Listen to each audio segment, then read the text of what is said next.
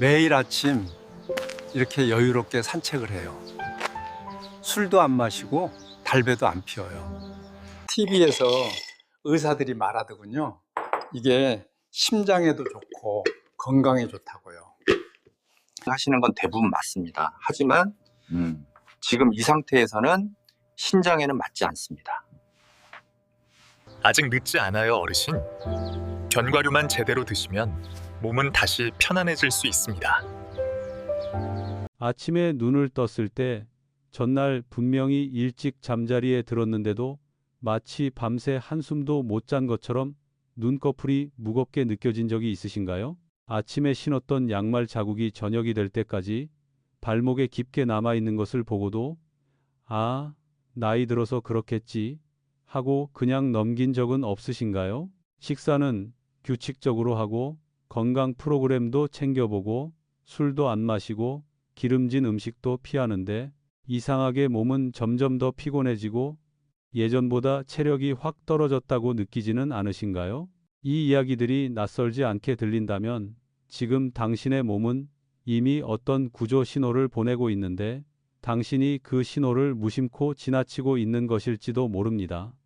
만약 이것이 단순한 노화 현상이라고 생각하고 계시다면 분명히 말씀드리겠습니다. 그것은 오해입니다.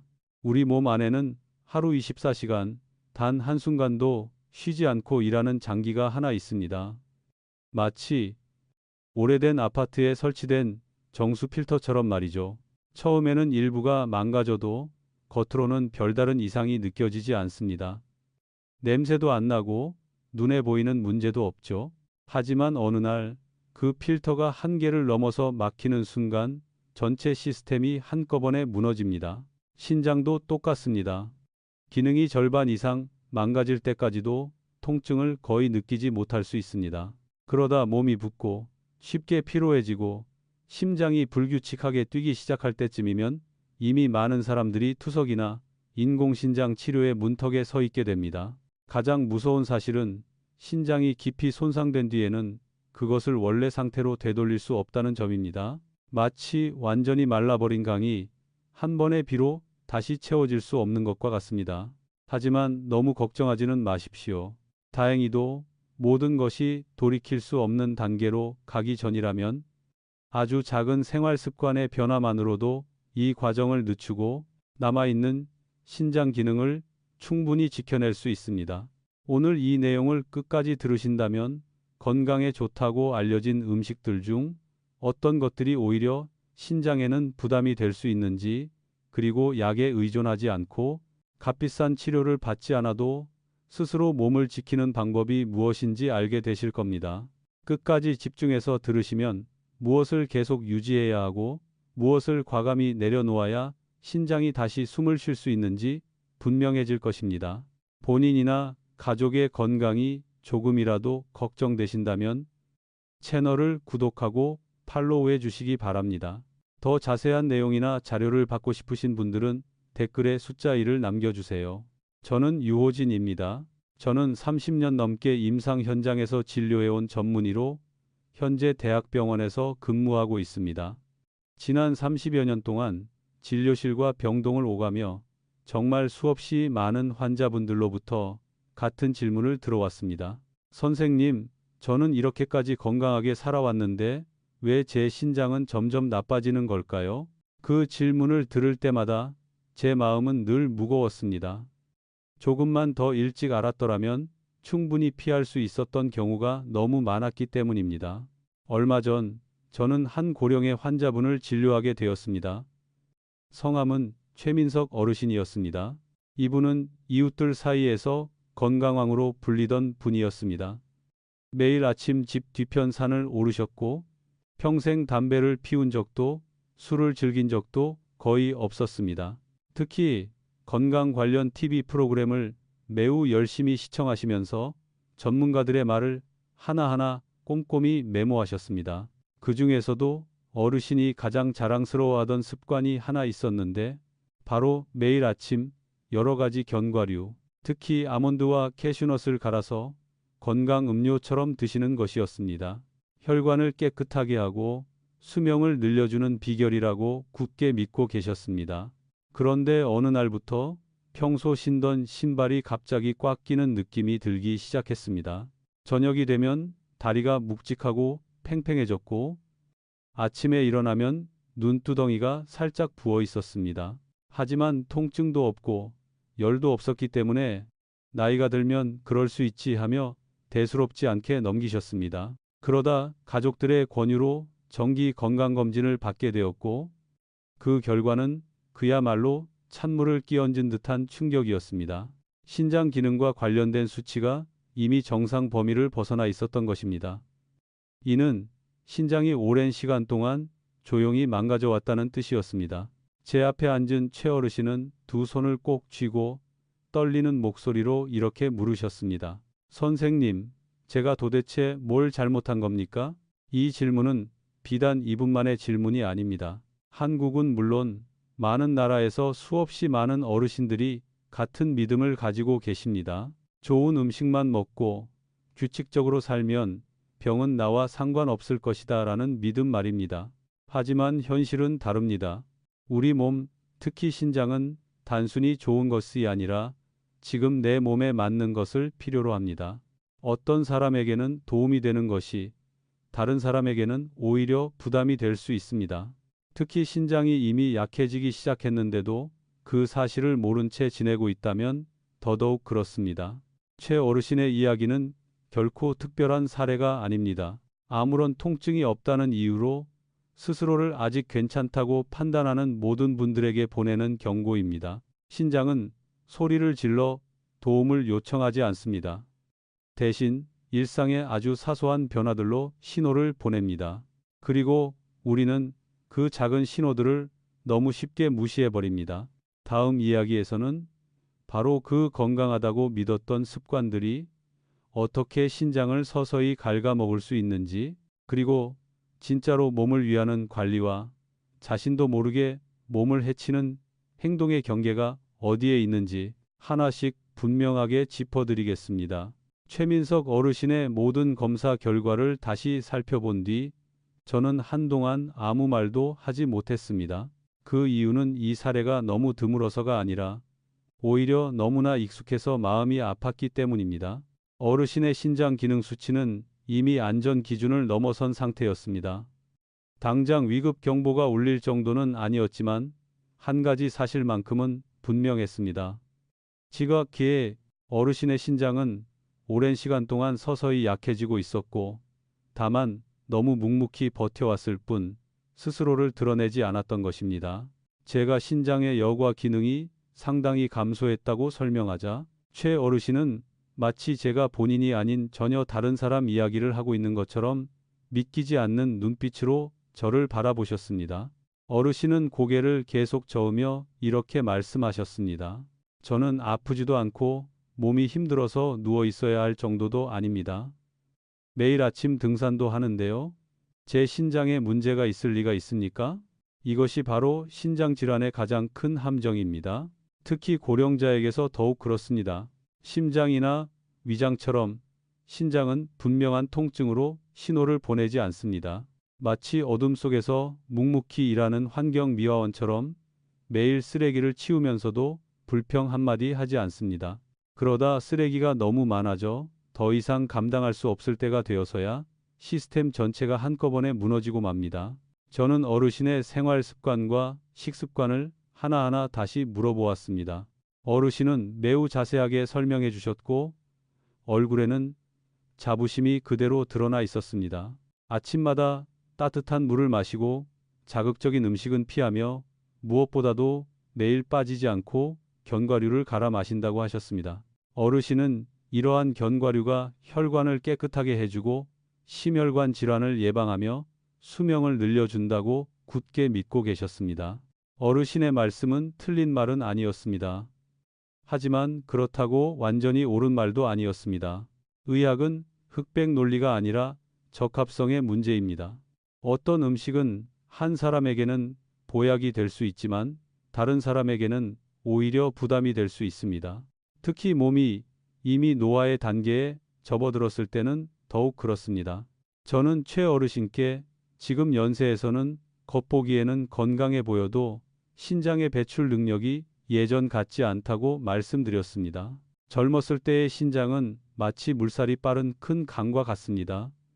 물이 거세게 흐르기 때문에 쓰레기가 금방 씻겨 내려갑니다.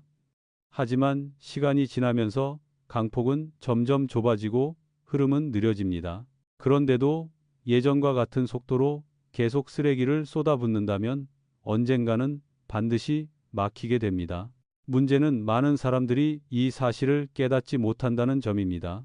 여전히 일상생활을 잘하고 걷고 웃고 말할 수 있기 때문에 스스로는 문제가 없다고 느끼기 때문입니다. 한국의 통계를 보면 약 10명 중 1명은 평생에 한 번 이상 신장 기능 이상을 겪는 것으로 나타납니다. 이 수치는 남성에서 더 높고 60세 이후 급격히 증가합니다. 더 큰 문제는 이들 중 대부분이 검사 결과로 사실을 알기 전까지는 자신에게 문제가 있다는 것을 전혀 모르고 지낸다는 점입니다. 실제로 많은 환자들이 처음 제 진료실을 찾을 때 이미 신장의 여과 기능이 절반 이상 떨어진 상태였지만 그럼에도 불구하고 저는 아직 괜찮은 것 같습니다 라고 말하곤 합니다. 제가 신장은 최대 70%까지 기능이 손상되어도 통증이 없을 수 있다고 설명했을 때의 최 어르신의 표정을 저는 아직도 잊을 수 없습니다. 어르신은 깊은 한숨을 내쉬며 조용히 말씀하셨습니다. 그렇다면 저는 제 감각을 잘못 믿고 있었던 거군요. 그렇습니다. 아프지 않다는 느낌은 수많은 사람들을 속여왔습니다. 우리는 보통 몸이 분명히 아플 때만 걱정하지만 신장은 통증이 느껴질 때는 이미 늦은 경우가 대부분입니다. 그때가 되면 선택지는 많지 않고 삶의 질은 크게 떨어질 수밖에 없습니다. 저는 어르신께 솔직하게 말씀드렸습니다. TV에서 나오는 일반적인 건강 정보만을 절대적으로 믿었던 것이 오히려 중요한 한 가지를 놓치게 만들었다고 말입니다. 바로 본인의 체질과 현재 상태입니다. 건강 프로그램은 공통적인 장점을 말해줄 수는 있지만 개인에게 맞춘 판단을 대신해 줄 수는 없습니다. 젊고 신장이 건강한 사람에게는 일부 견과류가 분명 도움이 될 수 있습니다. 하지만 고령이고 신장이 이미 약해지기 시작한 사람에게 그것을 매일 많은 양으로 섭취하는 것은 마치 오래된 기계를 계속해서 최대 출력으로 돌리는 것과 같은 부담이 될 수 있습니다. 제가 가장 안타깝게 느끼는 점은 최 어르신이 결코 예외적인 사례가 아니라는 사실입니다. 제 환자들 중 상당수는 공통점이 있습니다. 규칙적으로 살고 몸에 좋다고 알려진 음식을 믿으며 그로 인해 몸의 작은 변화들을 대수롭지 않게 여긴다는 점입니다. 담배를 피우지 않고 술을 마시지 않으면 병은 피할 수 있을 거라 생각합니다. 하지만 현실은 다릅니다. 나이 자체가 이미 하나의 위험 요인이며 여기에 더 이상 맞지 않는 생활 습관이 더해지면 신장은 조용히 과부하 상태로 밀려가게 됩니다. 상담이 끝나갈 무렵 저는 최 어르신을 바라보며 아직 기회는 있다고 말씀드렸습니다. 변화하려는 의지만 있다면 말입니다. 신장은 완전히 회복되지는 않을 수 있지만 남아있는 기능을 지키고 악화 속도를 늦추며 투석기에 의존해야 하는 미래를 피하는 것은 충분히 가능합니다. 어르신은 크게 고개를 끄덕이셨습니다. 눈빛에는 걱정과 함께 강한 결심이 담겨 있었습니다. 그 순간 저는 어르신이 문제를 제대로 이해하기만 한다면 아직 늦지 않았다는 것을 알았습니다. 제가 이 이야기를 여러분과 나누는 이유도 바로 여기에 있습니다. 여러분을 두렵게 만들기 위해서가 아니라 조금 더 깨어있게 만들고 싶기 때문입니다. 건강하게 산다는 것은 단순히 좋은 음식을 고르는 것이 아니라 인생의 각 단계에서 내 몸이 진짜로 필요로 하는 것을 선택하는 일입니다.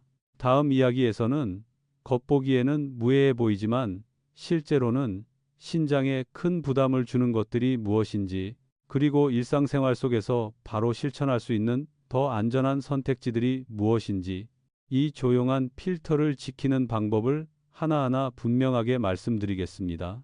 최민석 어르신이 조금 진정된 뒤에도 저는 바로 조언부터 꺼내지 않았습니다. 저는 늘 이렇게 믿어왔습니다. 환자가 왜 그런지를 제대로 이해하지 못하면 어떻게 바꿔야 하는지도 결코 실천할 수 없다는 것을 말입니다. 저는 종이 한 장을 꺼내 아주 단순하게 두 개의 신장 그림을 그린 뒤 이것을 매우 정교한 두 개의 필터라고 상상해 보시라고 말씀드렸습니다. 내일 혈액은 이 필터를 수백 번씩 통과하며 온갖 노폐물을 함께 끌고 옵니다. 필터가 새 것일 때는 모든 것을 아주 부드럽게 처리합니다. 하지만 오래되면 아주 작은 압력이 반복되는 것만으로도 조금씩 더 찢어지기 시작합니다. 제가 가장 먼저 꺼낸 이야기는 어르신을 가장 놀라게 한 것이었습니다. 바로 어르신이 그동안 건강의 동반자라고 믿어왔던 견과류 이야기였습니다. 저는 신장이 건강한 사람에게는 적당한 양의 견과류가 도움이 될 수 있다고 말씀드렸습니다. 하지만 이미 신장이 약해진 상태에서는 어떤 종류의 견과류는 지쳐있는 필터 위에 그대로 무거운 짐을 얻는 것과 같다고 설명했습니다. 최 어르신은 매우 집중해서 제 말을 들으셨고 제가 하나하나 설명해 나갈수록 표정이 서서히 달라졌습니다. 저는 어려운 의학 용어 대신 최대한 일상적인 비유를 사용해 설명했습니다. 먼저 캐슈넛 이야기부터 했습니다. 고소하고 부드러워서 먹기 쉽기 때문에 많은 사람들이 자신도 모르게 과하게 먹게 된다고 말씀드렸습니다. 하지만 신장이 약한 사람에게 캐슈넛은 마치 시한폭탄과도 같다고 설명했습니다.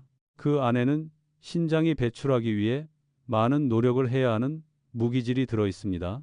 여과 능력이 떨어진 상태에서는 이런 물질들이 제때 밖으로 나가지 못하고 혈액 속에 점점 쌓이게 됩니다. 그 결과는 바로 나타나지 않습니다. 하지만 이미 금이 간댐에 물을 계속 더 붓는 것과 같습니다. 처음에는 괜찮아 보여도 압력은 매일매일 쌓입니다. 그 다음은 최 어르신이 거의 매일 드시던 아몬드였습니다. 저는 문제의 핵심이 아몬드가 나쁘다는 데 있는 것이 아니라 어르신의 신장 상태에 더 이상 맞지 않는다는 데 있다고 말씀드렸습니다. 아몬드 안에는 신장이 약해졌을 때 다른 물질들과 쉽게 결합해 모래처럼 작고 날카로운 결정체를 만드는 성분이 있습니다. 이 결정체들은 신장 조직을 스치며 지나가면서 하루하루 미세한 손상을 남깁니다. 환자는 그 과정을 전혀 느끼지 못합니다. 제가 이것을 유리 조각이 가득 들어있는 정수기 필터에 비유하자 최 어르신은 순간적으로 몸을 움찔하셨습니다. 제가 특히 조심해야 한다고 강조한 세 번째는 짭짤하게 먹는 볶은 견과류들이었습니다. TV를 보며 이야기를 나누며 무심코 집어먹는 바로 그런 간식들 말입니다. 소금과 신장은 결코 좋은 관계가 아닙니다. 신장이 약한 상태에서 소금을 섭취할 때마다 신장 안의 혈관은 수축하고 신장으로 가는 혈류량은 줄어듭니다. 저는 솔직하게 말씀드렸습니다.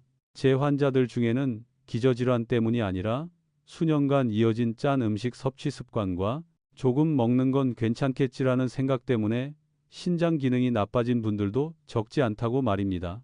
최 어르신은 한동안 아무 말도 하지 않으셨습니다. 그리고 이내 제가 아주 자주 듣는 질문을 하셨습니다. 그럼 저는 전부 다 끊어야 합니까? 저는 미소를 지으며 고개를 저었습니다. 의학은 무조건적인 금지가 아니라 현명한 선택의 문제입니다. 더 이상 신장에게 맞지 않는 것들을 억지로 처리하게 만드는 대신 필터가 숨쉬기 쉬운 선택지로 바꿀 수 있다고 말씀드렸습니다. 저는 신장이 약한 상태에서도 올바르게 섭취하면 비교적 부담이 적은 종류들에 대해 설명하기 시작했습니다. 이것은 무거운 자루를 내려놓고 가벼운 배낭으로 바꾸는 것과 같다고 비유했습니다. 신장은 과도하게 버틸 필요가 없어지고 몸은 여전히 필요한 에너지와 좋은 지방을 공급받을 수 있습니다. 여기서 가장 중요한 것은 양이라고 강조했습니다. 아무리 좋은 것이라도 신장이 약한 상태에서 과하게 먹으면 그것 역시 부담이 된다는 점을 분명히 했습니다. 저는 무엇을 먹느냐뿐 아니라 어떻게 먹느냐도 매우 중요하다고 강조했습니다. 하루에 나누어 먹는 것과 한 번에 몰아서 먹는 것은 전혀 다릅니다.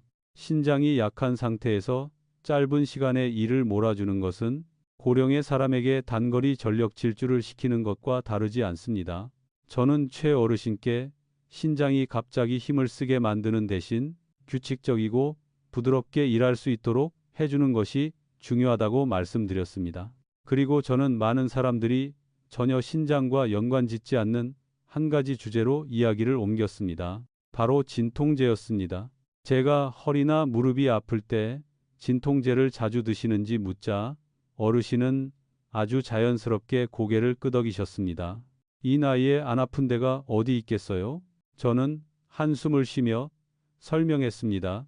겉보기에는 아무렇지 않은 그 약들이 사실은 신장으로 가는 혈류를 줄여버릴 수 있다고 말입니다. 마치 물이 흐르는 관을 꽉 조여 버리는 것과 같습니다. 신장이 건강하다면 이런 영향은 회복될 수 있습니다. 하지만 이미 약해진 신장에게는 진통제 한 알 한 알이 벼랑 끝으로 한 걸음씩 더 밀어내는 결과가 될 수 있습니다. 저는 최 어르신을 똑바로 바라보며 말씀드렸습니다. 만약 단 한 가지만 바꿀 수 있다면 가장 먼저 자신의 신장을 더 존중하는 것부터 시작하라고 말입니다. 익숙하다는 이유만으로 신장을 과하게 일하게 만들지 말라고, 아프지 않다는 것이 괜찮다는 뜻은 절대 아니라고 분명히 말씀드렸습니다. 신장은 매우 충직한 장기이지만 그 충직함에는 한계가 있습니다. 한계를 넘어서면 그 대가는 검사 수치 몇 개로 끝나지 않고 삶의 질 전체로 돌아오게 됩니다. 그날 상담의 마지막에 저는 길고 복잡한 금지 목록을 건네지 않았습니다. 단 하나의 원칙만 말씀드렸습니다. 신장이 약해졌다면 몸에 들어오는 모든 것은 더 부드럽게, 더 단순하게, 그리고 나이에 맞게 바뀌어야 한다는 것입니다. 최 어르신은 자리에서 일어나 깊게 고개를 숙여 인사하셨습니다. 아주 한국적인 진지한 인사였습니다. 그 순간 저는 알 수 있었습니다. 어르신이 마침내 문제의 본질을 제대로 이해하셨다는 것을 말입니다. 다음 이야기에서는 최 어르신이 이러한 변화를 실제 생활 속에서 어떻게 실천했는지, 그 이후 어떤 변화가 찾아왔는지, 그리고 왜 이렇게 작아 보이는 변화들이 신장뿐 아니라 인생 전체에까지 그렇게 큰 차이를 만들어냈는지를 차근차근 말씀드리겠습니다. 그날 상담이 끝난 뒤 최민석 어르신은 더 이상 많은 질문을 하지 않으셨습니다. 그저 조용히 아주 꼼꼼하게 메모를 하신 뒤 천천히 일어나 저에게 고개를 숙여 인사하셨습니다. 그 인사는 제가 늘 보아오던 형식적인 인사가 아니라 방금 들은 말을 진심으로 받아들인 사람만이 할 수 있는 그런 인사였습니다. 며칠 뒤 어르신은 다시 병원을 찾으셨는데 진료를 받기 위해서가 아니라 딱 한마디를 하기 위해서였습니다. 선생님, 이번에는 선생님 말씀하신 대로 그대로 해보겠습니다. 이제는 제 감각을 믿지 않고 제 신장을 믿겠습니다. 어르신의 변화는 아주 작은 것에서부터 시작되었습니다. 아침마다 서둘러 식사를 하고 밖으로 나가던 대신 몇 분 정도 시간을 내어 따뜻한 물 한 컵을 마시고 조용히 앉아 천천히 숨을 고르기 시작하셨습니다. 어르신은 여러 해 만에 처음으로 자신의 신장이 밤새도록 쉬지 않고 일해왔고, 아침에는 억지로 몰아붙이는 것이 아니라 부드럽게 깨워줘야 한다는 것을 실감했다고 말씀하셨습니다. 예전에는 큰 컵에 한꺼번에 갈아 마시던 견과류도 이제는 양을 줄여 하루에 나눠 드셨고, 더 이상 아침에 모두 몰아서 먹지 않으셨습니다. 식사 방식도 바꾸셨습니다. 예전에는 굳이 바꿀 필요가 없다고 생각했던 부분이었습니다. 저녁 식사는 전보다 훨씬 덜 짜게 드셨고, 한때는 무척 좋아하셨던 강한 맛의 음식들도 자연스럽게 멀리하게 되었습니다. 처음 며칠은 음식 맛이 조금 밍밍하게 느껴졌지만 얼마 지나지 않아 미각이 달라졌다고 하셨습니다. 채소의 자연스러운 단맛이 느껴지고 음식의 기름진 맛도 과하지 않게 느껴졌으며, 무엇보다 놀라웠던 것은 식사 후 몸이 훨씬 가벼워졌다는 점이었습니다. 저녁을 먹고 난 뒤 늘 따라오던 묵직한 느낌이 사라졌다고 하셨습니다. 또 하나의 중요한 변화는 진통제를 거의 자의적으로 복용하지 않게 되었다는 점이었습니다. 허리나 무릎이 아플 때면 예전처럼 약국으로 가는 대신 잠시 쉬거나 가볍게 마사지하거나 필요하면 의사에게 먼저 상담을 받으셨습니다. 어르신은 그제야 처음으로 관절 통증은 어느 정도 참을 수 있지만 신장이 더 손상되었을 때 치러야 할 대가는 너무 크다는 사실을 깨달았다고 말씀하셨습니다. 그 생각의 변화는 제게는 어떤 약보다도 훨씬 중요한 변화로 느껴졌습니다. 약 석 달이 지난 뒤 최 어르신은 다시 정기 검진을 위해 병원을 찾으셨습니다. 진료실 문을 열고 들어오시는 순간 저는 바로 변화를 알아볼 수 있었습니다. 얼굴의 부기가 눈에 띄게 줄어 있었고 눈빛은 훨씬 맑아졌으며 걸음걸이도 전보다 가벼워 보였습니다. 어르신은 웃으며 말씀하셨습니다. 아침에 일어날 때 눈꺼풀이 더 이상 무겁지 않고 양말 자국도 예전처럼 깊게 남지 않는다고 말입니다. 말씀은 많지 않으셨지만 한마디 한마디에 담긴 안도감이 분명히 느껴졌습니다. 검사 결과에서도 신장 기능은 이전보다 안정된 상태를 유지하고 있었고 더 나빠지지 않았습니다. 그 연세의 환자분에게는 그것만으로도 매우 값진 결과였습니다. 6달 뒤 제가 다시 어르신을 만났을 때 변화는 더욱 분명해져 있었습니다. 이제는 아내와 함께 더 긴 산책을 할 수 있었고 다리가 무거워 중간에 멈춰서야 하는 일도 거의 없어졌다고 하셨습니다.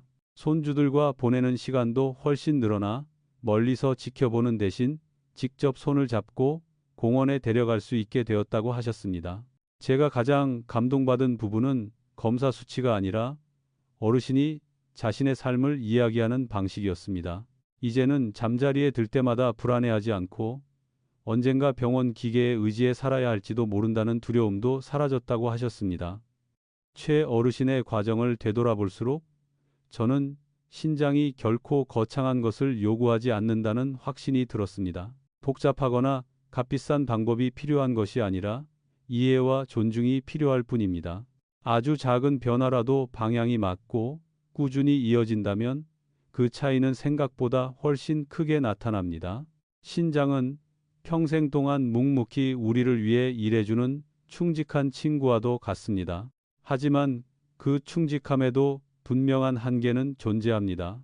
우리가 조금 더 일찍 귀를 기울이면 신장은 오랫동안 버텨주는 것으로 그에 답해줍니다. 제가 이 이야기를 전하는 이유는 모든 사람이 최어르신과 똑같은 결과를 얻게 될 것이라고 약속하기 위해서가 아닙니다. 사람마다 몸 상태는 모두 다르기 때문입니다. 다만 신장이 이미 약해진 상태라 하더라도 그것을 어떻게 대할지는 여전히 스스로 선택할 수 있다는 사실을 꼭 전하고 싶었습니다. 작은 신호들을 계속 외면한 채 미래에 맡길 수도 있고 오늘부터 아주 사소한 일상 습관부터 바꾸는 선택을 할 수도 있습니다. 신장은 눈에 보이지 않는 위험으로부터 우리 몸을 지켜주는 마지막 필터입니다. 이 필터가 약해지면 건강뿐 아니라 삶의 자유로움까지 함께 흔들리게 됩니다. 반대로 신장을 올바르게 돌본다는 것은 앞으로의 시간을 더 독립적이고 주도적이며 가볍게 살아가기 위한 투자이기도 합니다. 건강한 노년은 우연히 주어지는 것이 아니라 매일 반복되는 올바른 선택들이 쌓여 만들어지는 결과입니다. 만약 지금 이 이야기를 들으면서 본인이나 가족에게 익숙한 증상들이 떠오른다면 몸이 강제로 멈추게 될 때까지 기다리지 마십시오. 오늘부터 스스로를 조금 더 세심하게 관찰하고 내 몸에 맞는 식사를 고민하고 필요할 때는 전문가의 도움을 망설이지 마시기 바랍니다. 오늘의 작은 실천이 내일의 큰 걱정을 막아 줄 수 있습니다. 끝까지 이 이야기를 들어주셔서 진심으로 감사합니다. 여러분의 경청은 저에게 보내는 관심이기도 하지만 무엇보다도 여러분 스스로의 건강을 위한 소중한 선물입니다. 오늘 나눈 이야기가 여러분과 여러분의 가족이 앞으로의 시간을 더 건강하고 더 안심하며 살아가는데 작은 도움이 되기를 진심으로 바랍니다. 함께해 주셔서 감사합니다. 언제나 건강한 몸과 흔들리지 않는 마음, 그리고 평온한 일상이 함께 하시길 진심으로 기원합니다.